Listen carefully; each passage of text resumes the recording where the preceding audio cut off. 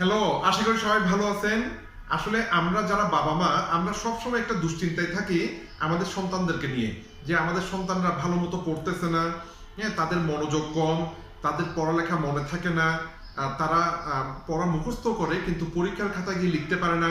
এই ধরনের অনেক দুশ্চিন্তাই আসলে আমাদের প্রত্যেকটা বাবা মার ধরতে গেলে দুশ্চিন্তায় চুল পেকে যাচ্ছে। খুব দুশ্চিন্তা আমাদের, ঠিক না? আপনাদের জন্য আমার একটা প্রশ্ন, বাবা মা যারা আছেন আপনাদের জন্য একটা প্রশ্ন, সেটা হচ্ছে আমরা বাবা মারা সব সময় চাই আমাদের সন্তানরা ভালো রেজাল্ট করুক, আমাদের সন্তানরা ভালো স্কোর পাক, আমাদের সন্তানরা পরীক্ষায় ভালো করুক, আমাদের সন্তানরা অনেক উন্নতি করুক। কিন্তু আপনাদের কাছে একটা খুব গুরুত্বপূর্ণ প্রশ্ন, সেটা হচ্ছে আমাদের যেটা মানব শরীর, আমরা আসলে পুষ্টি পাই কোত্থেকে? পুষ্টি পাই খাবার থেকে। এখন আপনি একটু চিন্তা করে দেখেন, আপনি সকাল থেকে রাত পর্যন্ত আপনার সন্তানকে কি ধরনের পুষ্টিকর খাবার দিচ্ছেন? আপনি আপনার সন্তানকে যে খাবারগুলো দিচ্ছেন সেই খাবার থেকে তারা কতটুকু পুষ্টি পাইছে, তারা কতটুকু জিঙ্ক পাইছে, তারা কতটুকু ক্যালসিয়াম পাইছে, হ্যাঁ, এই বিষয়টা একটু চিন্তা করুন।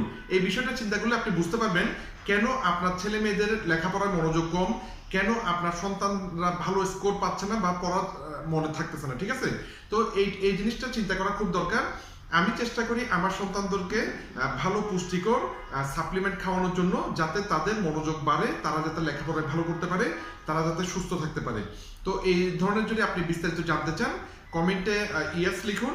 আমি চেষ্টা করব যে সাপ্লিমেন্টগুলো আমার সন্তানকে ব্যবহার করাই সেগুলো নিয়ে একটা ভিডিও তৈরি করে দেওয়ার জন্য। তো ভিডিওটি উপকারী হলে শেয়ার করবেন। হয়তো আপনার একটি শেয়ারের কারণে একটি পরিবার সচেতন হতে পারে, একটি ভালো ভবিষ্যৎ তৈরি হতে পারে। ধন্যবাদ, ভালো থাকবেন।